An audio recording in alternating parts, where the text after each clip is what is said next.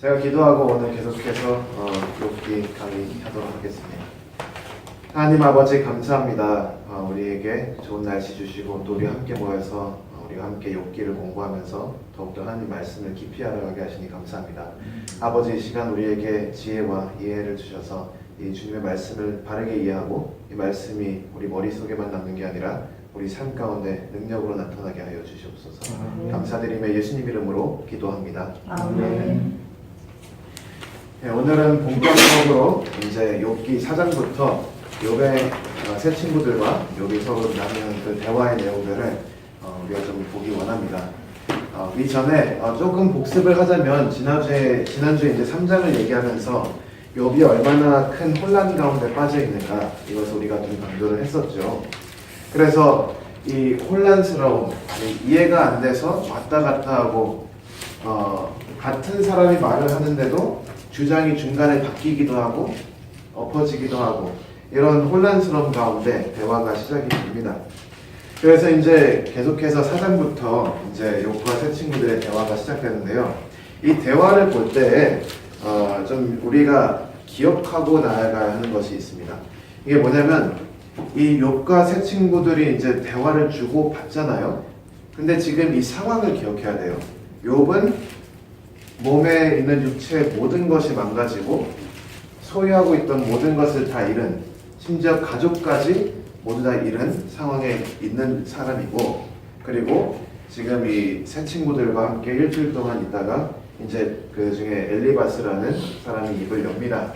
그 상황 가운데서 이제 대화가 되는데, 이게 중요한 이유는 뭐냐면 이게 지금 막 어디 학위 논문 세미나 같은 데 가가지고 철학자들이 서로 막 논리적으로 이렇게 A는 B, B는 C 이런 식으로 주고받고 논리적으로 하는 게 아니라 정말 이 고통의 현실 가운데 이해를 하려고 노력하는 그 장면이라는 걸 기억해야 돼요. 그래서 가끔씩 보다 보면 이 엘리바스나 뭐 소발이나 빌닷이 욥에게 대답하는 것들, 그리고 욥이 그들에게 하는 답들이 논리적으로 정확히 맞아떨어지는 것이 아닐 때도 있고요. 또한 욥은 이 얘기를 하는데 저 친구는 저 얘기를 하고 있고, 이게 말이 서로 안 맞아서 서로 더 갈등이 생기고 오해가 생기는 부분들도 있습니다.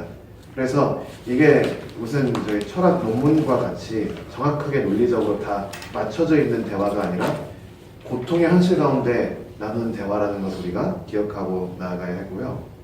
그 다음에 이제 또 우리가 기억해야 되는 게 뭐냐면 욥의 세 친구들이 욥에게 대답을 할 때 그 친구들은 욥이 한 말에 대한 대답이 아니라 욥이 했다고 자기들이 생각한 그 말에 대한 대답을 하는 거예요.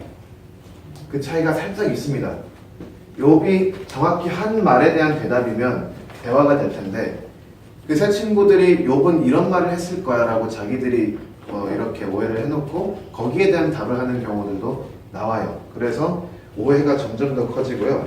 그리고 욥 또한 정확하게, 그러니까 새 친구들이 주장하고 문제 제기하는 그 내용에 딱 그 내용에만 대답하는 게 아니라 다른 대답도 있고 가끔씩은 아예 무시를 해버리고 다른 얘기를 하는 경우도 있습니다. 그러니까 굉장히 혼란스러운 가운데 어떻게든 이 상황에서 진행을 해 나가려고 스트럭을 하는, 노력을 하는 그런 장면들을 우리가 보고 있는 거예요.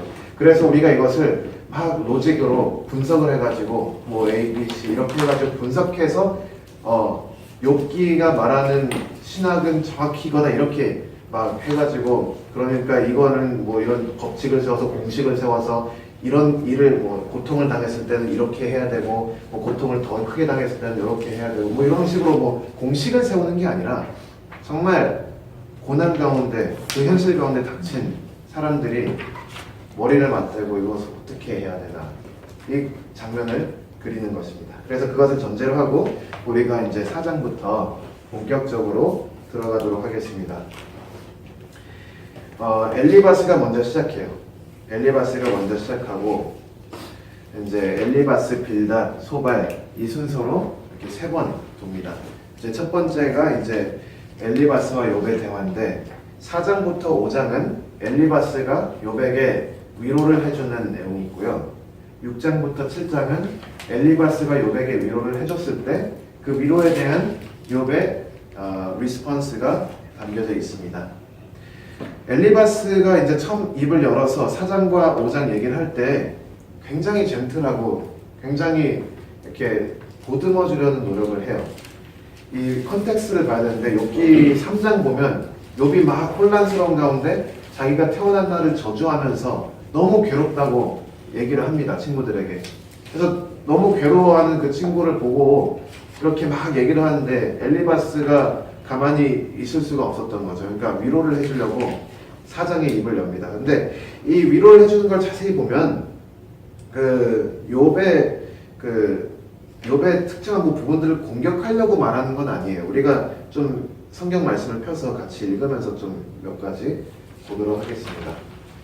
그래서 3절부터 6절 한번 볼게요. 욥기 4장 3절부터 6절 보면 전에 네가 여러 사람을 교훈하였고 손이 늘어진 자면 강하게 하였고 넘어져 가는 자를 말로 붙들어 주었고 무릎이 약한 자를 강하게 하였거늘 이제 이 일이 내게 임하매 내가 답답하여 하고 이 일이 내게 당하매 네가 놀라는구나. 네 의뢰가 경외함에 있지 아니하냐. 네 소망이 네 행위를 완전히 함에 있지 아니하냐. 그러면서 이걸 전제로 이제 욥이 당한 고난을 얘기하는 거예요. 7절부터 11절에 생각하여 보라. 죄 없이 망한 자가 누구인가? 정직한 자의 끊어짐이 어디 있는가? 내가 보건대 악을 밭갈고 독을 뿌리는 자는 그대로 거두나니 다 하나님의 입기운에 멸망하고 그 콧김에 사라지느니라. 이런 식으로 이제 얘기를 하는데 여기서 엘리바스가 얘기하는 건 뭐냐면 너가 잘못했기 때문에 벌을 받는다. 그게 그 얘기를 하려는 게 아니라 잘못한 자는 정말로 심판을 받을 거고 선한 자는 어쨌든 하나님께서 붙들어 주실 거다. 이 얘기를 하는데 그래서 그 얘기를 하려고 이제 하면서 어쨌든 뭔가는 이유는 있을 텐데 이런 고민을 하는 거예요 여기서. 근데 하나님께서 그러니까 어디까지 얘기하냐면 욥기 5장 17절부터 18절 보시면 볼지어다 하나님께 징계받는 자에게는 복이 있나니 그런즉 너는 적는 자의 경책을 업신여기지 말지니라. 하나님은 아프게 하시다가 싸매시며 상하게 하시다가 그 손으로 고치시나니. 그러니까 엘리바스 입장에서 이해할 수 있는 선에서 그 안에서는 최대한 욥을 인커리지 하려고 한 거예요. 정죄하는 것도 아니고 그냥 하나님께서 이렇게 너를 치신 거는 이유가 있지 않겠느냐. 하나님께서 너를 회복시킬 거다. 그러니까 어쨌든 하는데 거기서도 엘리바스가 이해가 안 되는 건 그거예요. 자기가 생각해도 정말 나쁜 짓을 한 게 하나도 없다면 벌은 받지 않았을 텐데 왜 이럴까? 이제 그 고민을 하면서 어쨌든 욥을 위로해 주려고 한 거예요. 근데 엘리바스가 이렇게 따뜻하게 좀 잘 보듬어 주려고 얘기를 했는데 근데 욥이 근데 조금 이제 대답을 할 때 좀 시니컬하게 대답을 합니다. 근데 이걸 우리가 욥이 나쁘다 이렇게 얘기할 수 없는 게 지금 욥의 상황을 보면 아무리 좋은 얘기를 들어도 속상할 수밖에 없어요. 그리고 욥이 하는 얘기가 정말 그런 걸 의미해서 얘기하는 건지 아니면 너무 아파서 고통스러워서 그런 얘기를 하는 건지 그거를 또 분별해야 되는데 친구들이 나중에 그거를 되게 개인적인 공격으로 받아들이고 싸우기 시작합니다. 어쨌든 그래서 욥이 이 엘리바스에 대답을 합니다. 6장부터 7장에. 그래서 6장 2절부터 7절에 보면 좀 실망했다는 표현을 해요. 욥기 6장 2절부터 7절 제가 읽어볼게요. 나의 분한을 달아보며 나의 모든 재앙을 저울에 둘 수 있으면 바다 모래보다도 무거울 것이라. 그러므로 하여 나의 말이 경솔하였구나. 전능자의 살이 내 몸에 박힘에 나의 영이 그 독을 마셨나니 하나님의 두려움이 나를 억습하여 치는구나. 들나귀가 풀이 있으면 어찌 울겠으며 소가 뿔이 있으면 어찌 울겠느냐. 싱거운 것이 소금 없이 먹히겠느냐. 닭의 알 흰자가 맛이 있겠느냐. 이런 것을 만지기도 내 마음이 싫어하나니 못된 식물같이 여김이니라. 그러니까 아직 성에 차지 않은 거예요. 엘리바스가 위로해준다 해도 욥은 아직도 속상한 거예요. 그러고 너무 고통스러운 거예요. 그래서 이제 6장 계속 읽다 보면 14절부터는 약간 이 친구들한테 불평을 합니다. 불평을. 어떻게 하냐면 14절부터 조금씩 읽어보면 피곤한 자 곧 젖는 자 경외하는 이를 패한 자를 그 벗이 불쌍히 여길 것이거늘. 그러니까 친구라면 이렇게 해야 되지 않겠냐. 15절 보니까 내 나의 형제는 내게 성실치 아니함이 시냇물의 마름 같고 개울의 잦음 같구나. 근데 사실 뭐 새 친구들이 뭐 그렇게 크게 여기까지는 잘못한 거는 없잖아요. 그냥 같이 욥과 함께 울고 이렇게 하다가 욥이 3장에 속상해서 자기 태어난 날을 저주하니까 엘리바스가 마음이 딱해서 그래도 하나님께서 너를 고치지 않겠느냐 이렇게 했는데 욥이 친구가 그럴 수 있냐? 친구라면 더 나를 위로해줘도 되는 거 아니야? 내 편 들어줘야 되는 거 아니야? 약간 그런 식의 마음을 가지고 속상해서 고통 가운데 울부짖습니다. 이제 그렇게 하면서 이게 속상한 게 계속 또 말하다 보니까 증폭이 되는 것 같아요. 욥기 7장 7절부터 보면 7절부터 끝까지 21절까지 보면 약간 하나님에게도 불평을 하기 시작합니다. 21절 좀 요약이 되어 있는데 주께서 어찌하여 내 허물을 사하여 주지 아니하시며 내 죄악을 제하여 버리지 아니하시나이까 이제 내가 흙에 누우리니 주께서 나를 부지런히 찾으실지라도 내가 잊지 아니하리라. 그러니까 3장까지는 하나님에 대해서는 끝까지 이렇게 잘 했어요. 근데 위로를 받았는데 그 위로에 흡족하지 못하고 계속 고통과 고난은 남아있으니까 욥이 말을 하다 보니까 점점 이제 이 말이 불이 붙어서 결국 하나님에게도 살짝 불만을 표현하는 게 이제 시작이 됩니다. 7장에. 그래서 이제 하나님에 대한 불만이 딱 표현이 되는데 그걸 듣고 빌닷이 화를 내요. 근데 빌닷이 좀 화를 너무 심각하게 냅니다. 그래서 8장이 빌닷의 대답이고 9장과 10장이 이제 욥이 빌닷에 대한 대답인데 이거는 정말 심각한 말이에요. 빌닷이 사람이 좀 하면 안 될 말을 합니다. 8장 4절에 보시면 8장 4절에 네 자녀들이 주께 득죄하였으므로 주께서 그들을 그 죄에 붙이셨나니 이게 뭔 얘기냐면 네 자녀 10명 죽지 않았냐? 걔들이 죽은 건 걔들이 잘못해서 죽은 거다. 그게 자녀 잃은 부모한테 할 얘기냐고요. 굉장히 심각한 얘기를 합니다. 여기 빌닷이. 그러면서 갑자기 분위기가 엄청 에스컬레이트가 돼요. 여기서부터. 그래서 심각해집니다. 여기서부터 막 서로 이제 아규멘트가 본격적으로 시작되는데 참 그래요. 빌닷은 욥이 하나님을 공격했다고 해서 그거를 가지고 지적을 하는데 근데 그거에 대한 답이 뭐냐면 자녀를 10명이나 잃은 부모한테 네 애들이 죽은 건 걔들이 잘못해서 죽었다. 이 얘기를 한다는 거, 고백한다는 말이. 그러니까 굉장히 심각한 얘기를 하면서 여기서부터 굉장히 큰 혼란이 들어오죠. 심각한 말을 하는데 근데 그 핑계는 뭐냐면 하나님이에요. 빌닷이 이 얘기를 서슴없이 얘기할 수 있는 이유는 나는 하나님의 선하심을 지키려고 하는 거다. 그래서 3절 보면 이렇게 얘기하죠. 하나님이 어찌 심판을 곱게 하시겠으며 전능하신 이가 어찌 공의를 곱게 하시겠는가. 너가 거룩한 하나님, 정의로운 하나님을 공격해? 말도 안 되지. 하나님은 정의롭고 공의로우시기 때문에 절대로 이렇게 네가 말하는 것처럼 그런 식으로 안 할 거야. 그러니까 네 아들들 죽은 거 있지? 너의 7 아들과 3 딸이 죽은 것도 걔들이 잘못해서 죽은 거야. 이렇게 얘기를 하는 거죠. 자기 때는 하나님을 디펜하겠다고 하면서 사람을 죽이는 거지. 이런 식으로 우리가 하나님 편에 서 있다고 착각을 하면서 그걸 가지고 사람을 죽일 수가 있다는 것을 여기서 우리가 좀 볼 수 있습니다. 심각한 게 이게 시작이에요. 욥기를 읽으면 정말 나중에 입에 담을 수 없는 심각한 얘기들을 욥에게 합니다. 이게 우리가 동떨어져서 제 3자 입장에서 읽어서 그리고 약간 좀 옛날 한글로 써 있어서 이걸 읽다 보면 막 이 심각성을 모를 수가 있는데 가만히 놓고 생각해보면 이 사람들이 지금 무슨 말을 하는 건가. 그리고 지금 그냥 성한 사람한테 하는 얘기도 아니고 몸이 다 망가진 상태, 그냥 숨만 살아서 살고 있는 거의 시체같이 앉아있는 그 욥한테 이 얘기를 하는 게 말이 되는가. 근데 사람이라는 게 그렇게 무섭다는 것을 우리가 좀 기억하고 우리가 생각하는 그 신학에 빠져 있어서 나는 하나님의 편에 서 있다라는 그 생각에 타인을 다 죽이고 다니지는 않는가. 그것을 좀 심각하게 돌아볼 필요가 있습니다. 빌닷이 좀 그렇게 심각하게 얘기를 하면서 그러면서 또 말은 되게 맞는 것처럼 해요. 뭐라고 하냐면 5절부터 7절 보니까 네가 만일 하나님을 부지런히 구하며 전능하신 이에게 빌고 또 청결하고 정직하면 정녕 너를 돌아보시고 네 의로운 집으로 형통하게 하실 것이라. 이거를 얘기합니다. 근데 내가 욥의 입장에서 이 얘기를 들었으면 어떤 마음일까?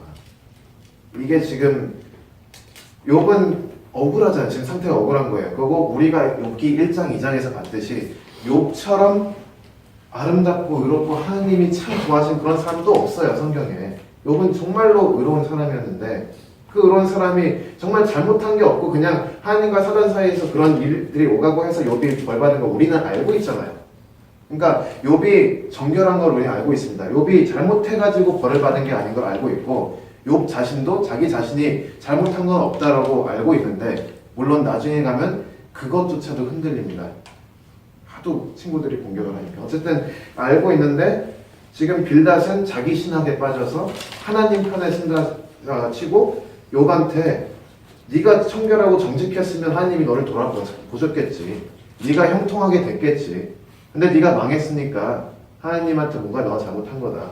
그러니까 비꼬는 말로 7절에 내 시작은 미약하였으나 네 나중은 심히 창대하리라. 이렇게 얘기하죠. 내가 굉장히 심각한 발언들을 합니다. 불에 기름 붓는 얘기를 이제 끝에 가서 21절, 22절에 하는데 빌닷이 욥한테 뭐라고 얘기하냐면 웃음으로 내 입에 즐거운 소리로 내 입술에 채우시리니 너를 미워하는 자는 부끄러움을 입을 것이라 악인의 장막은 없어지리라. 아니 이 말만 놓고 보면 다 맞는 말이죠. 그렇죠? 우리가 하나님의 편에 있으면 하나님께서 웃음으로 내 입에 즐거운 소리로 내 입술에 채우시리니 너를 미워하는 자는 부끄러움을 입을 것이라 악인의 장막은 없어지리라. 마치 시편의 한 구절같이 잠언의 한 구절같이 굉장히 거룩하고 뭔가 좀 진리 같아 보이는 말을 합니다. 근데 이게 지금 잘못됐다는 거 우리 알잖아요. 왜냐하면 욥은 의인인 걸 우리가 아니까. 빌닷이 그러니까 말만 똑바로 한다고 되는 게 아닙니다. 지금 거기 빌닷을 우리가 이제 조금 있다가 시간이 있으면 두 번째 사이클에서 빌닷이 또 얘기를 할 텐데 그때 빌닷 마음에 정말 뭐가 있는지 드러나요. 그러니까 그때까지 좀 우리가 일단은 포스트폰 해놓고 여기까지 빌닷 얘기를 하겠습니다. 근데 욥기 9장에 이제 욥이 대답을 해요. 그러니까 욥이 완전히 마음이 돌아간 거예요. 그러니까 빌닷이랑 동의를 해버려요. 근데 굉장히 시니컬하게 동의를 해버립니다. 2절 보니까 내가 진실로 그 일이 그런 줄을 알거니와 인생이 어찌 하나님 앞에 의로우랴. 그래 나도 안다.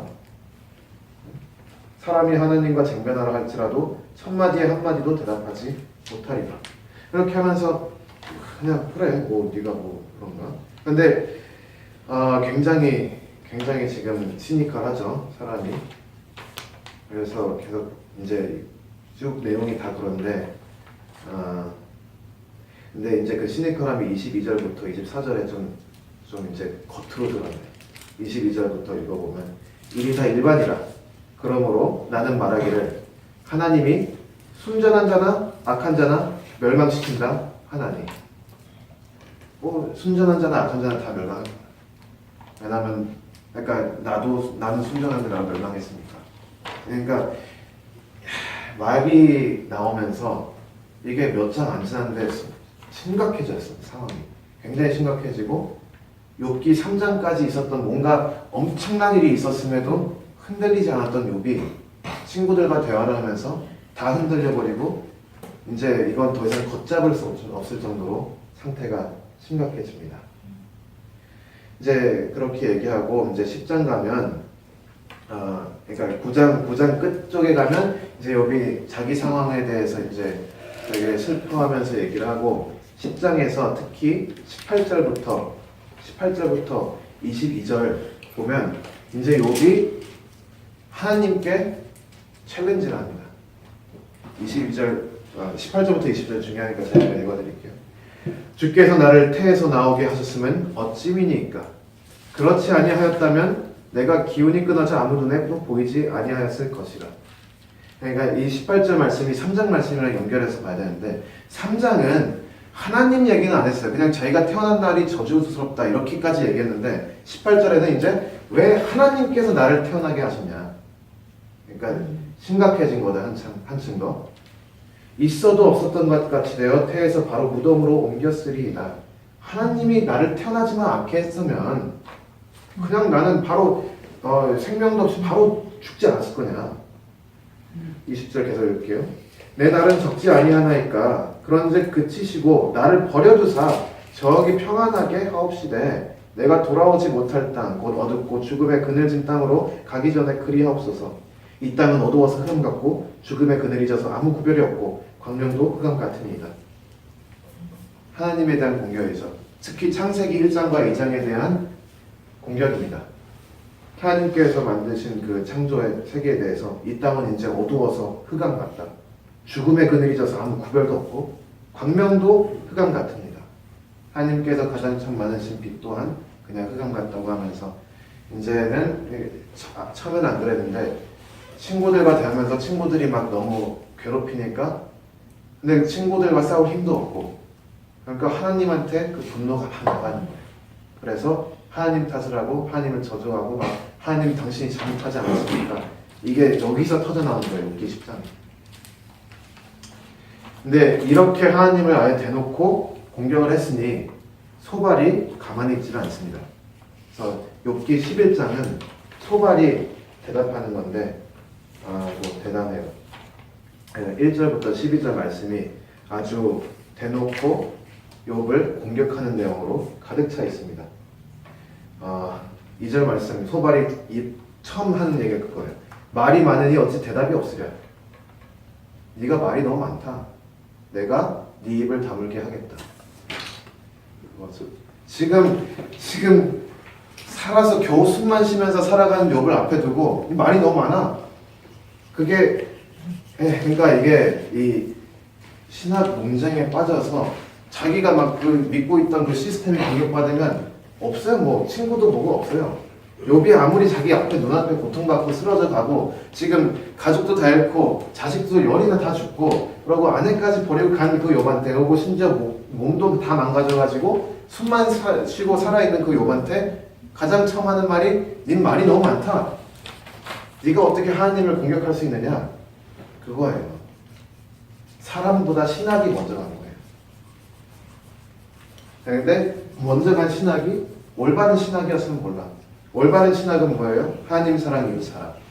그 신학 가운데 그 친구들이 대한 게 아니라 굉장히 비뚤어진 약간 세속적인 입장에서 바라보는 그런 신학을 틀을 가지고 그걸 가지고 욥이 고통받는 현실이 이해가 안 되니까 욥을 정죄하는 거예요. 그런 욥을 앞에 두고.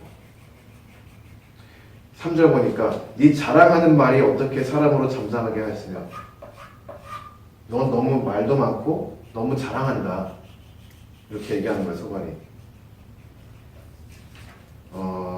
뭐 심각한 일들이 많으니까 그건 나중에 한번 소발의 말들을 한번 읽어보시고 13절부터 20절 가면 소발이 욥에게 솔루션을 줘요.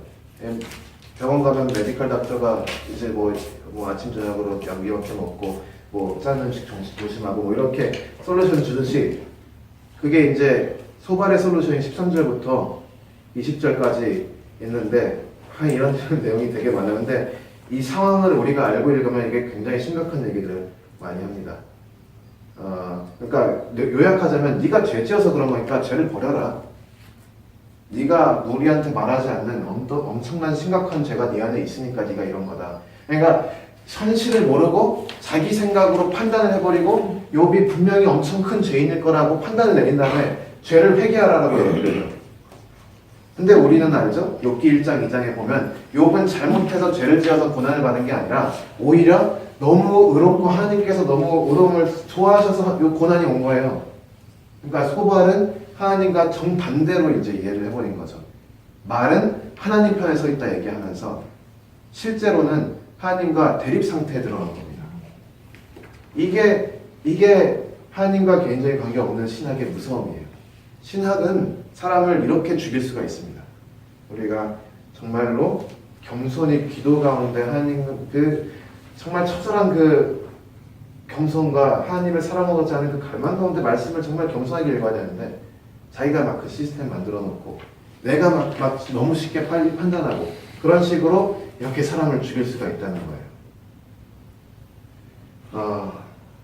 그래서 뭐 좀 이렇게 얘기하면 11장 18절 같은 데 보면 내가 소망이 있으므로 든든할지면 두루 살펴보고 안전히 쉬리니. 그러니까 자기가 이제 내가 시키는 대로 하면 너는 잘 살 거다. 자기가 뭐 알고 마치 뭐 다 안다는 듯 그렇게 얘기를 하죠. 아는 건 하나도 없죠. 오히려 우리는 알고 있죠. 소발이 완전히 지금 틀리게 이해했다는 거. 네가 누워도 두렵게 할 자가 없겠고 많은 사람이 내게 청을 드리리라. 근데 이렇게 얘기하면서 나중에 경고까지 해. 마지막은 경고예요. 네가 만약에 내가 처방해준 처방전처럼 하지 않으면 20절에 그러나 악한 자는 눈이 어두워서 도망할 곳을 찾지 못하리니 그의 소망은 기운이 끊침이리라. 그러니까 선택하라는 거예요. 내 말을 듣고 잘 살든지 아니면 계속 니처럼 악한 데로 가서 망해라. 소발이 그렇게 욥에게 얘기를 합니다. 욥이 이 말을 다 듣고 욥이 정말 대단한 사람이긴 해요. 욥이 많이 흔들리긴 하거든요. 근데 저 같았으면 이제 모르겠어요. 욥이 몸이 너무 아파서 때리지를 못해가지고 말을 할 수밖에 없어서 한 건지 모르겠는데 저는 이거를 듣고 앉아있을 수가 없죠. 저 같았으면 뒤집어 엎었죠. 근데 어쨌든 욥은 그냥 대화를 해요 또. 근데 정말 그 욥의 스트러글과 혼란이 느껴지는 거예요. 이걸 알면서 읽으면 욥기를 읽는 게 지루할 수가 없어요. 지금 엄청 스트러글 하고 있습니다 욥이. 그래서 너무 답답하니까 12장에 이제 대답을 하는데 그냥 이거 하나님밖에 못한다. 이들은 이해를 못해. 그러니까 하나님에게 이제 어필을 하는 내용들이 17절부터 25절에 나와요. 근데 굉장히 혼란스러워서 왔다 갔다 합니다. 그런데 욥이 너무 속상하니까 3절 같은 말씀엔 이런 얘기도 해요. 3절에 나도 너희같이 총명이 있어 너희만 못하지 아니하느니 그 같은 일을 누가 알지 못하겠냐. 그러니까 그거예요. 막말로 하자면 야 내가 바보냐? 나도 너희들만큼 어느 정도 다 아는 사람인데 내가 그걸 몰라서 지금 이러고 있겠냐. 얼마나 속상했으면. 근데 저는 좀 그것도 그렇죠. 이걸 읽다 보면 욥의 세 친구가 욥이 이런 걸 가르쳐 준다는 것도 욥을 좀 약간 내려다본다는 그 느낌을 우리가 받을 수 있어요. 그러니까 욥이 그러니까 하나님까지 아니더라도 3장에 자기가 태어난 날을 저주했잖아요. 근데 그게 정말 힘들면 그럴 수도 있다 이렇게 이해해줘야 되는데 욥의 세 친구들이 그거를 그냥 말만 가지고 분석을 한 거예요. 그리스도인들은 하나님과의 관계 속에서 잘 살아야 되니까 자기가 태어난 그 생일을 저주하는 거는 그리스도인으로서 되게 미성숙한 행동이지. 그러면서 욥을 한 단계 낮게 판단하고 가르치려고 하는 그 입장이 다 있습니다. 이 세 친구들이. 그래서 이런 부분들이 굉장히 지금 혼란스럽게 다 엉켜가지고 점점 더 나빠져요. 지금 상황이. 그래서 욥이 얼마나 답답했으면 그런 얘기를 하겠습니까? 13장 1절에도 비슷한 얘기를 해요. 나의 눈이 이것을 다 보았고 나의 귀가 이것을 듣고 통달하였느니라. 내가 이거 모르는 얘기 하는 거 아니다. 나도 다 안다. 니들이 하는 얘기들. 너희 아는 것을 나도 아노니 너희만 못한 내가 아니니라. 그래서 13장 7절부터 욥이 정말 대단한 게 멀쩡한 새 친구들은 뭐가 뭔지 몰라서 혼란스러웠는데 욥은 지금 가장 고통 가운데 있잖아요. 가장 혼란스러워해야 하는 욥은 그나마 그래도 좀 안 들이고 중심을 잡으려고 노력하는 게 있어요. 13장 7절부터 10절 보면 이런 지적을 합니다. 너희가 하나님을 위하여 불의를 말하려느냐 그를 위하여 긍휼을 말하려느냐 너희가 하나님의 낯을 쫓으려느냐 그를 위하여 쟁론하려느냐 너희가 지금 하나님 편을 들려고 나한테 그렇게 하는 거냐. 9절 말씀 읽을게요. 하나님이 너희를 감찰하시면 좋겠느냐 너희가 사람을 속임같이 그를 속이려느냐 만일 가만히 낯을 쫓으신데 그가 정녕 너희를 책망하시리니. 이런 내용들을 가지고 이제 친구들의 그 잘못된 행동을 지적을 합니다. 이 친구들과 한 번씩 대화를 주고받고 이제 첫 번째 사이클이 끝났잖아요. 근데 이제는 이 하나님께 욥이 좀 조금씩 돌리려고 합니다. 그래서 13장 20절 같은 데 보면 이런 일을 19절부터 볼게요. 나와 변론할 자가 누구이랴? 그러면 내가 잠잠하고 기분이 끊어지리라. 그러니까 친구들은 변론할 자가 아니라는 거예요. 20절 가면 오직 내게 이 두 가지를 행하지 마옵소서. 그리하시면 내가 주의 얼굴을 피하여 숨지 아니하오리니 곧 주의 손을 내게 대지 마옵시며 주의 위엄으로 나를 두렵게 마옵실 것이니라. 그리하시고 주는 나를 부르소서. 내가 대답하리이다.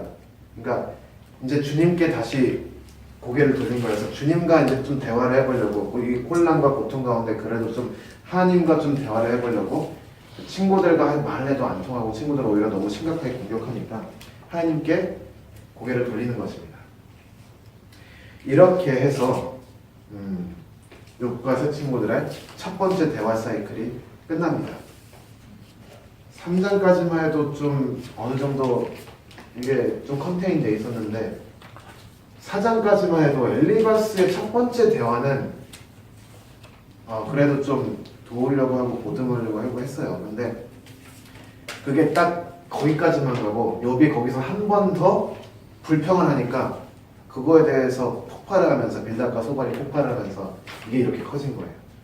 그래서 우리가 배울 게 참 많아요. 여기서 우리가 진리 가운데 서 있고 하나님의 말씀을 전한다고 나는 하나님의 편에 서 있다 이렇게 생각하는데 빌닷과 소발, 엘리바스 포함해서 이 세 친구들이 아주 모르는 건 아니거든요. 욥의 친구들 그리고 욥이랑 일주일이나 같이 그렇게 같이 있을 정도면 이 사람도 꽤나 훌륭한 사람들입니다. 그리고 하나님에 대해서 얼마나 아는지 모르겠지만 어쨌든 하나님이 공의로우시고 정의로우시고 이런 기본적인 것들은 다 아는 사람들이에요.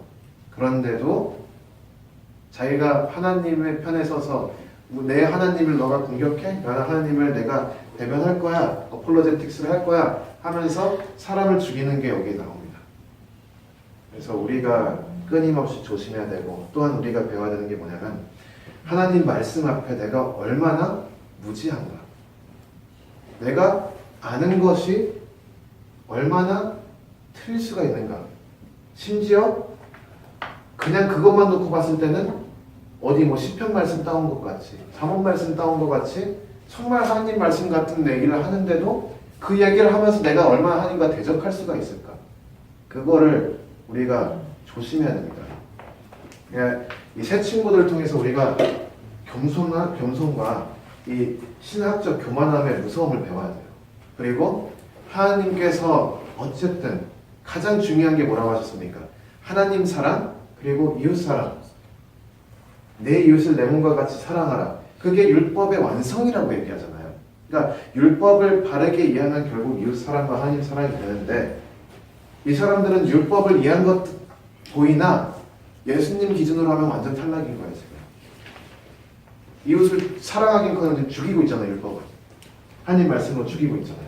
그러니까 이런 부분에 있어서 우리가 자기 자신의 너무 자만에 꽉 차서 내가 아는 하나님, 내가 알고 있는 신학, 내가 경험한 하나님이 전부라고 하고 그걸 가지고 타인을 억누르고 하나님께서 의로운 자에게도 고난을 주실 수 있다는 상상을 하지도 못하고 그냥 단순히 네가 잘못했으니까 고난 받는 거야. 그렇게 정죄해버리고 사람을 죽이는 게 될 수가 있다는 것을 기억해야 됩니다. 시간이 좀 남았으니까 제가 두 번째 사이클까지만 할게요. 왜냐하면 이게 같이 봐야지 이게 점점 더 심해지는 거 우리가 볼 수가 있습니다. 한 번씩 돌았죠? 엘리바스, 빌닷, 욥 한 번씩 돌았습니다. 이제 다시 엘리바스로 돌아와요. 근데 엘리바스가 변질이 됩니다. 엘리바스도 그래서 좀 흘렸던 것 같아요. 특히 이제 그 고대 근동 그 문화상 이제 흔히 알려진 게 뭐냐면 가장 나이가 많은 사람부터 말을 먼저 하는 거고 있거든요. 그래서 많은 학자들이 엘리바스가 나이가 제일 많을 거다. 심지어 나중에 엘리바스가 욥한테 얘기할 때 엘리바스가 내가 너보다 더 오래 살지 않았냐 이런 얘기도 해요. 그래서 엘리바스가 그래도 나이가 좀 많고 경험도 있고 하니까 제일 잘했는데 그런 엘리바스도 이 모든 대화가 한 번씩 오고 가니까 변질이 됩니다. 그래서 엘리바스는 이제 욥을 조금씩 지적을 하기를 해요. 위로한다기보다 이제 욥이 너 지금 좀 너무 심하다. 야, 말 좀 절제해라. 그래도 빌닷과 소발이 너 위로하려고 온 건데 너 좀 말이 심하다. 이런 식으로 이제 좀 입장이 바뀝니다. 그래서 15장 7절부터 10절 같은 데 보면 여기 나오는 거예요. 7절에 보니까 네가 제일 처음 난 사람이냐? 네가 제일 나이 많냐? 예, 물어보는 거죠. 상들이 있기 전에 네가 출생하였느냐? 하나님의 모의를 내가 들었느냐? 지혜를 홀로 가졌느냐? 너희 아는 것이 무엇이기로 우리가 알지 못하겠느냐? 욥이 그 좀 전에 말한 걸 그대로 돌려주는 거예요. 왜 네가 뭐 우리보다 더 똑똑하냐? 네가 뭐 우리보다 더 많이 일찍 태어났냐? 이렇게 지적을 하는 거죠. 10절 보면 우리 중에는 머리가 세기도 하고 연료하기도 하면 네 부친보다 나이 많은 자가 있느니라. 지금 니네 아버지 뻘 되는 사람한테 무슨 말 됐고요? 이거 하는 겁니다. 여기서 우리가 또 놓치지 말아야 하는 건 지금 욥이 어떤 상태에 있는지를 기억해야 돼요. 거의 시체같이 누워있는 욥한테 어디서 말 됐고요? 이렇게 합니다. 엘리바스가 굉장히 어떻게 이게 가는지 모르는데 또 그 사람의 악함이 이런 데까지 갈 수가 있다는 것을 계속해서 강조해서 보여주고 있습니다. 그래서 그 15장 20절부터 24절에는 이제 조금 지적을 합니다. 무슨 얘기를 하면 악한 자는 다가올 고난을 두려워할 줄 알아야 된다. 그러니까 겁주는 거죠. 너가 지금 잘못 가고 있다. 너 이러다가 더 크게 혼난다. 내용이 나옵니다. 그런데 그거에 대해서 이제 엘리바스는 딱 거기까지만 그래도 얘기해요. 더 심각하게 얘기하진 않아요. 욥기 16장 가면 이제 욥이 또 대답을 하죠. 16장 17장이 이 엘리바스에 대한 욥의 대답입니다. 근데 이제 욥이 친구들한테 크게 실망을 했어요. 2절 보니까 이런 말은 내가 많이 들었나니 너희는 다 번뇌케 하는 아니 자로구나. 허망한 말이 어찌 끝이 있으랴? 네가 무엇에 격동되어 이같이 대답하는고. 이런 4절도 보면 나도 너희처럼 말할 수 있나니. 그러니까 말싸움이 시작된 거야. 내가 너보다 더 잘한다. 아니 내가 너보다 더 잘하는데. 아니 내가 너보다 말 더 잘하는데. 아무런 소득이 없는 그냥 무의미한 소모적인 말싸움이 시작이 된 거죠. 계속 서로 내가 너보다 더 잘한다 이런 얘기를 합니다. 그런 내용들도 있고요. 그러면서도 16장 17절에 보면 욥은 아직도 억울해요. 억울할 수밖에 없죠. 왜냐하면 우리는 아니까. 욥은 정결해요. 그래서 17절에 이렇게 얘기하죠. 그러나 내 손에는 포악이 없고 나의 기도는 정결하니라. 나 진짜 잘못한 거 없다. 니들이 생각하는 것처럼 내가 뭐 정말 뭐 잘못해가지고 이렇게 당한 것도 아니고 내 자녀들 무슨 죄를 져가지고 죽은 것도 아니고 그렇게 이제 얘기를 계속 주장을 하죠. 그러면서 이제 욥이 이제 더 하나님께 바라볼 수밖에 없는 상황까지 가요. 19절부터 그래서 지금 나의 증인이 하늘에 계시고 나의 보인이 높은 데 계시니라. 나의 친구는 나를 조롱하나 내 눈은 하나님을 향하여 눈물을 흘리고 사람과 하나님 사이에와 인자와 그 이웃 사이에 변백하시기를 원하노니. 근데 이것도 왔다 갔다 해요. 좀 전에 욥은 하나님께 원망을 했잖아요. 하나님 왜 나를 태어나게 하셨습니까? 억울합니다. 그러면서도 또 여기서는 하나님 제발 이 친구들 앞에 나의 정결함을 증명해 주세요. 그러니까 이게 말로만 판단하고 하면 욥은 말도 안 되는 사람이고 하나님을 버린 사람일 건데, 사람이 고통스러우면 하나님한테 원망을 할 수가 있다는 게, 심지어 욥같이 거룩하고 의로운 사람도 하나님께 원망을 할 수가 있다는 것을 욥기는 보여주고 있는 거예요. 얼마나 힘들었으면. 근데 욥이 정말 그렇게 그 마음을 가지고 정말 하나님이 나쁘다는 믿음을 가지고 하나님 왜 나를 태어나게 했습니까? 그렇게 한 건 아니잖아요. 욥이 너무 속상하니까 하나님께 속상해서 그렇게 얘기하는 건데, 그걸 가지고 트집을 잡아요, 새 친구들은. 그래도 욥은 또 와가지고 하나님밖에 없다. 나의 증인이 지금 하늘에 계시다. 이 말은 뭐예요? 하나님은 내가 의로운 걸 아신다. 내가 잘못한 게 아닌 걸 아신다. 이렇게 여기서 또 얘기를 하잖아요, 친구들한테는. 혼란스러운 가운데 어떻게든 하나님을 붙잡으려고 노력하는 욥, 그리고 그 가운데 욥이 말실수하고 너무 고통스러워서 틀러나오는 말들의 트집 잡는 새 친구들. 이 이야기가 점점 더 심각해집니다. 그래서 이렇게 얘기를 하는데 빌닷이 18절에 돌아오죠. 그래서 18절, 19절, 18장 19절 보니까 또다시 자녀 얘기를 꺼냅니다. 또 19절에 그는 그 백성 가운데서 아들도 없고 손자도 없을 것이며 그의 거한 곳은 한 사람도 남을 자가 없을 것이라. 더 심각한 얘기를 하는 거죠. 그러니까 욥한테 이런 얘기를 하는 거예요. 네같이 하면 자녀도 없고 손자도 없다. 지금 애를 열이나 잃은 사람한테 자기 피와 뼈, 자기 그 목숨보다 더 소중한 자녀를 열이나 잃은 사람한테 너같이 그러니까 아까는 애들이 잘못해서 죽었지 않았겠냐. 근데 지금은 네가 잘못해서 네 애들 죽었다. 이렇게 얘기를 하는 거예요. 그게 할 말입니까? 근데 빌닷은 계속 그래요. 내가 하나님을 디펜드하는 입장인 거예요. 근데 재밌는 게 뭐냐면 빌닷이 본성이 드러납니다.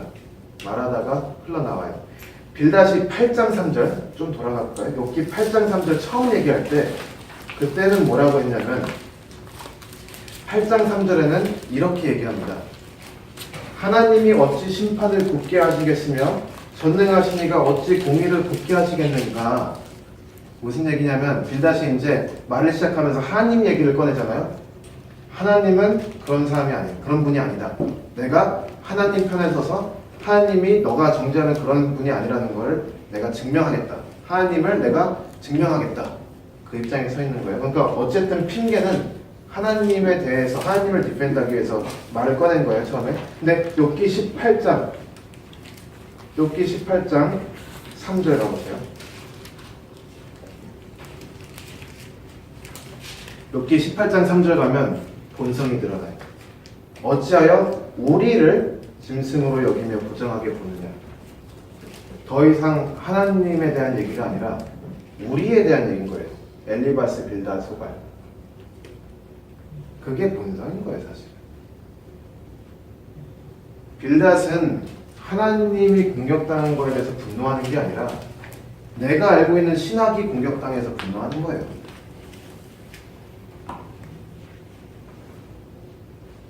이게 정말 그 속에 들어있는 악한 욕망입니다.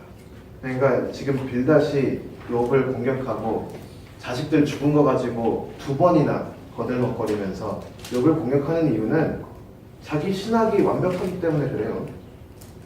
내 신학은 완벽한데 네가 내 신학을 공격해? 네가 내가 감히 틀렸다고 얘기를 해? 그러니까 이렇게 말도 안 되는 얘기까지 할 수 있는 거예요. 인간이라는 존재는 내가 공격당하면 정말 끔찍한 일까지 할 수 있는 존재입니다. 그만큼 악해요. 우리도 다를 거 없어요.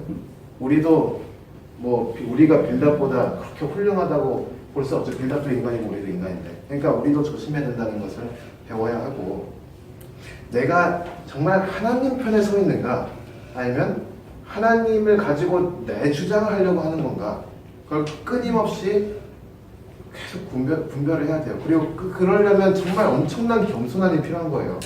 엄청난 겸손함. 끊임없이 물어봐야 됩니다. 이게 내 주장인가? 아니면 하나님의 진리인가? 내가 지금 내 말을 하고 있는가? 하나님의 말씀을 대변하고 있는가? 그게 이제 빌닷의 그 본성이 어쨌든 18장 3절에 나옵니다. 그래서 욥기가 이건 좀 심하잖아요. 자식을 열이나 잃은 사람한테 자식까지 욕하는 거는 좀 너무 했잖아요. 욥이 너무 속상해서 지칩니다. 19장 14절부터 21절을 제가 좀 읽어드릴게요. 14절부터 21절. 내 친척은 나를 버리며 가까운 친구는 나를 잊었구나. 내 집에 오고 한 자와 내 계집종들은 나를 외인으로 여기니 내가 그들 앞에서 타국 사람이 되었구나. 내가 내 종을 불러도 대답지 아니하니 내 입으로 그에게 청하여야 하겠구나. 내 숨을 내 아내가 싫어하며 내 동포들도 혐의하는구나. 어린아이들이라도 나를 업신여기고 내가 일어나면 나를 조롱하는구나. 나의 가까운 친구들이 나를 미워하며 나의 사랑하는 사람들이 돌이켜 나의 대적이 되었구나. 내 피부와 살이 뼈에 붙었고 남은 것은 겨우 입꺼풀 뿐이로구나. 나의 친구야, 너희는 나를 불쌍히 여기라. 나를 불쌍히 여기라. 하나님의 손이 나를 치셨구나. 나 좀 불쌍히 여겨달라는 거예요. 욥이. 나 너무 힘들다. 내가 뭘 잘못하고 옳고 그러고 그런 거 지금 논하는 게 아니라 나 너무 힘들다. 불쌍히 좀 여겨달라. 2번이나 말하잖아요. 나를 불쌍히 여기라. 21절에. 그러니까 참 욥기가 이런 걸 읽으면 참 이렇게 너무 감정적으로 너무 속상한 일들은 많이 있고 참 사람이 악하구나 그렇게 생각이 드는 게 참 많이 있습니다. 그래서 시간이 아마 남지 않았기 때문에 계속 이제 얘기를 하면 근데 욥이 참 대단한 게 욥이 그래도 진짜 대단한 게 하나님이 인정할 만해요. 욥은 23절부터 27절에 어쨌든 이렇게 고백을 합니다. 나의 말이 곧 기록되었으면 책에 쓰여졌으면 철필과 연으로 영영이 돌에 새겨졌으면 좋겠노라. 내가 알기에는 나의 구속자가 살아계시니 후일에 그가 땅 위에 서실 것이라. 나의 이 가죽 이것이 썩은 후에 내가 육체 밖에서 하나님을 보리라. 내가 친히 그를 보리니 내 눈으로 그를 보기를 외인처럼 하지 않을 것이라. 내 마음이 초급하구나. 어쨌든 욥이 어떻게든 하나님을 붙잡으려고 하고 있고 그 가운데 믿음을 지키려고 정말 목숨 바쳐서 스트러글 하는 내용들이 계속 나옵니다. 그러니까 욥이 중간중간에 하나님께 속상하다고 좀 의심도 하고 하나님께 좀 막말도 하고 한 내용이 있는 게 그럼 욥은 잘못했네? 하나님이 사단과 내기에서 진 거 아니야? 이렇게 그냥 그렇게 생각해버리면 우리가 욥의 새 친구들은 다른 게 없는 거예요. 욥은 웬만한 사람보다 훌륭한 사람, 아마 성경에 나와 있는 사람들 가장 훌륭한 사람 중 하나 아닐까? 하나님이 인정한 사람인데 그런 사람도 이럴 수 있다는 걸 보여주는 거지 욥은 잘못된 사람이다 이걸 보여주는 게 아니라는 거예요. 그래서 1장, 2장이 중요합니다. 욥기 1장, 2장을 늘 우리가 계속 생각에 품고 읽어야 돼요. 욥은 의로운 사람이라는 게 일단 나와 있어요. 하나님이 말씀하시는 거예요. 욥은 의로운 사람이다. 의로운 사람도 이럴 수 있다. 그런 거죠.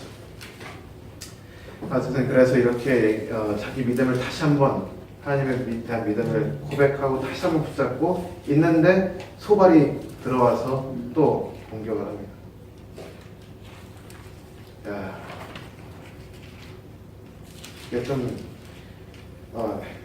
27절까지 19장 27절에 보면 내가 친히 그를 보리니 내 눈으로 그를 보기를 외인처럼 하지 않을 것이라 내 마음이 초급하구나 이렇게 얘기를 하는데 그걸 또 가지고 소발이 2절에 나와서 그러므로 내 생각이 내게 대답하니 이는 내 중심이 초급함이라 내가 나를 부끄럽게 하는 책망을 들었으므로 나의 슬기로운 마음이 내게 대답하는구나. 여전히 자기 생각밖에 못하는 거예요. 내가 나를 부끄럽게 하는 책망을 들었는데 그 책망을 들으니까 내 슬기로운 마음이 대답하는구나. 4절을 보니까 네가 알지 못하느냐 예로부터 사람이 이 세상에 있었으므로 악인의 이기는 자랑도 잠시요 사곡한 자의 즐거움도 잠기니라. 어떤 굉장히 날카로운 말로 욥의 심장에 비수를 꽂습니다. 욥은 이제 대답을 안 해요.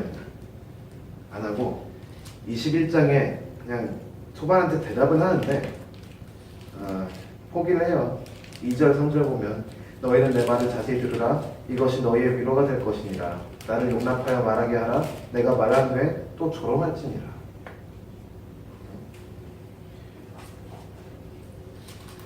하면서 이제 악의 문제에 대해서 얘기를 합니다.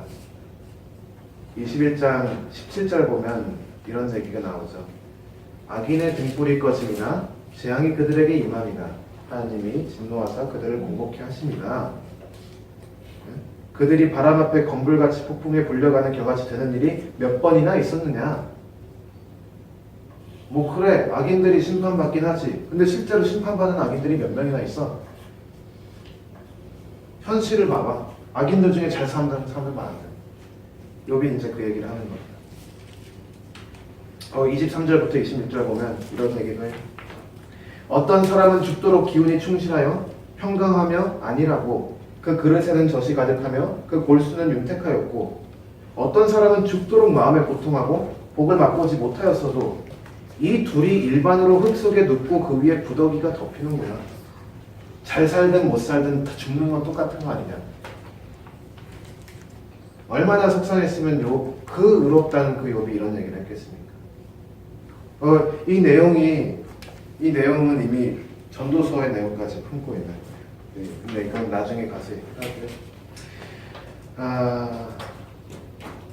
그러니까 이 욥도 그럼 뭐 니들이 말하기를 악인은 벌 받을 거고 의인은 잘 살 거다. 니들이 계속 그렇게 얘기해서 지금 나를 정죄하는데 악인도 잘 살고 의인도 망하더라. 그리고 잘 살든 못 살든 다 똑같이 죽더라. 그러니까 니들 내가 막 그렇게 내가 무조건 나빠서 지금 이렇게 망하고 있다 얘기할 수 없다. 이렇게 너무 속상하니까 얘기를 하는 거예요. 그래서 이제 마지막 절 결론을 어떻게 내냐면 21장 34절 이러한즉 너희의 위로가 헛되지 아니하냐? 너의 대답은 거짓뿐이니라. 이렇게 얘기를 합니다.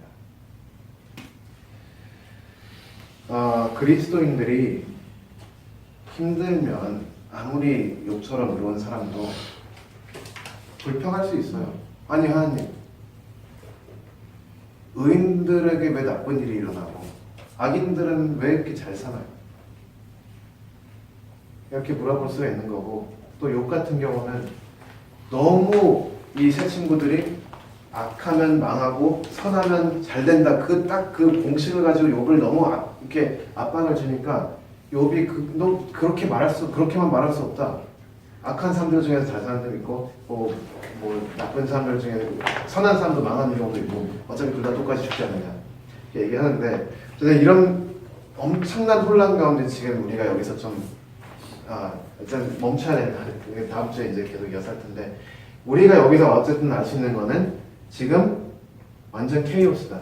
완전 혼란스럽다 볼 수 있고, 다시 한번 제가 말씀드리지만 사람은 하나님을 써서 신학을 써서 자기 의로움을 드러내려고 하는 게 있고요. 자기 의로움을 드러내기 위해서는 타인을 죽이는 것도 서슴지 않은 게 사람의 본성에 있다. 그것을 기억하고 우리는 그걸 조심해야 된다. 겸손해야 된다라는 것입니다. 네, 그 반면에 또 의로워서 고난을 받을 수가 있다는 것도 기억해야 돼요. 그리고 아무리 의롭고 훌륭한 사람도 힘들 때는 말실수할 수도 있고, 하나님께 너무 속상하니까 하나님 왜 억울한 거죠. 그러니까 억울합니다 하나님, 그냥 나를 태어나지 말게 하시지, 이런 얘기가 나오는 거죠. 그러니까 그런 것도 우리가 좀 기억하고 일단 나아갔으면 좋겠습니다. 다음 주는 이제 욥기 마지막 해야죠. 22장부터 끝까지 우리가 살펴보도록 하겠습니다. 질문? 네, 저는 얘기를 잘 정리를 해서 네. 수고하셨는데, 네. 지금 이제 엘리바스와 빌닷과 소발의 입장에 대한 교훈들, 우리에게 주는 교훈들 가운데 신학에 대한 부분들을 얘기하면서 분명히 이제 그 신학의 위험성에 대해서 얘기하는 거 되게 좋아요. 네. 그러면 성경이 욥이 완벽한 사람이다라는 걸 증명하는 게 아니라면, 네. 분명히 지금 이 강의 중에 엘리바스, 빌닷과 소발의 실수와 같이 욥의 실수가 분명히 있어요. 근데 그 부분은 설명을 전혀 안 하시는 거예요. 그러니까 욥의 실수는 그러니까 중간에 나오는 욥의 실수와 욥기 1장과 2장에 나온 욥에 대한 하나님의 판단을 저는 구별해서 좀 봤어요. 그러니까 오늘 강의 중에 제가 느껴지는 건 뭐냐면 두 가지예요. 하나는 논쟁이라는 것 자체가 결국은 무익한 거라는 거죠. 그러니까 고난을 당할 때 네가 잘했냐 못했냐, 내가 그거에 대해서 리스폰스 하면서 이렇다 저렇다 얘기하는 욥 역시도 그 자체로 정확하게 자기가 잘하고 있는 것은 아니에요. 네, 맞아요. 그 부분이, 그러니까 우리도 다 고난 당할 수 있잖아요. 근데 그거에 대해서 누군가가 나한테 얘기하는 거에 대해서 왜 내 마음을 못 알아주지? 라고 하면서 속상해하는 그 모습이 인간적으로는 이해가지만 하나님의 측면에서는 별로 의미가 가질 수 없는 부분이라는 걸 우리가 알아야 되고, 또 그 속에는 어떤 게 있냐면 두 번째가 사람이 사람한테 자꾸 위로 받으려고 하거든요. 그걸 기대한단 말이에요. 근데 그게 없을 때 좌절하고 힘들어져요. 나중에 욥기 42장 5절로 가서 보면 내가 죽게 대하여 듣기만 하였었더니 이제는 주를 본다라고 얘기하잖아요.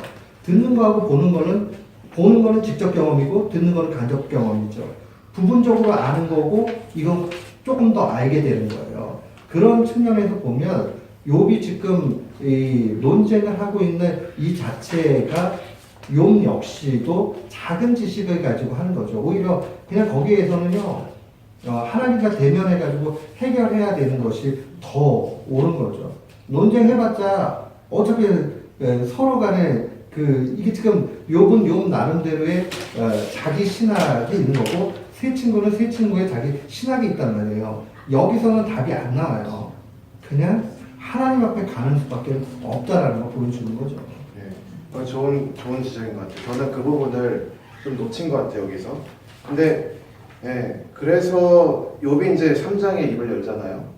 3장에. 그러면서 자기 태어난 날을 저주하잖아요. 목사님 말씀처럼 위로받고 싶었을 수도 있어요. 근데 그것도 욥이 완벽하진 않지만 굉장히 의로운 사람이었잖아요. 제가 봤을 때는 욥이 하나님을 보았도다 눈으로 본다 그 고백하기 전에 욥도 저보다는 훌륭했던 것 같아요. 훨씬 더. 그런데도 사람한테 위로를 받고 싶어하는 마음이 있구나. 그게 또 인간의 연약함을 나타내는 것 같아요. 이게 우리의 삶의 어플리케이션을 할 때 이렇게 해야 돼. 내가 새 친구의 입장일 때는 누군가가 고통당하고 있을 때 막 힘들다라고 얘기하면 그거를 갖다가 리터럴리 문자적으로 다 해가지고 너가 이게 틀렸고 뭐하고 이렇게 가면 힘들어지죠. 그러니까 진짜 힘드니까는 제가 저렇게 얘기하는 거라고 이해하는 측면으로 가야 되고요. 그렇다고 욥이 하나님 앞에 상견하고 또 이제 불평하고 하는 게 정당화될 수는 없죠. 그러니까 내가 고난당하고 있을 때는 그렇게 하지 않도록 또 해야 되고요. 그러니까 항상 이 적용이 내가 어떤 캐릭터를 맡고 있느냐에 따라서 좀 다른 것 같아요. 근데 전사님이 이제 많이 강조한 부분들은 더 많이 우리가 실수하는 부분 중에 하나죠. 쟤는 믿음이 없어서 그래. 이렇게 옛날에 목회하다 보면 저도 그런 실수 똑같이 하는데 어떤 분이 그런 거예요. 우울증에 걸렸는데 우울증은 정신력이 약해가지고 그런 거라고. 내가 병리적으로 나타나는 거는 정신력 문제와 상관없이 힘들 수 있거든요. 그렇게 한꺼번에 매도해가지고 얘기할 수 없는 부분도 있는 거죠. 아마 전사님 그 부분에 좀 많이 강조점을 두신 것 같고요. 욕을 좀 더 이제 새 친구 욕 입장을 전체 큰 틀에서 이렇게 읽어내면 좋을 것 같아요. 네, 감사합니다. 그리고 이제 녹음 세이브해야 되죠. 이거 오프 더 레코드인데 제가 좀 편파된 해석을 하게 된 이유에는 됐어.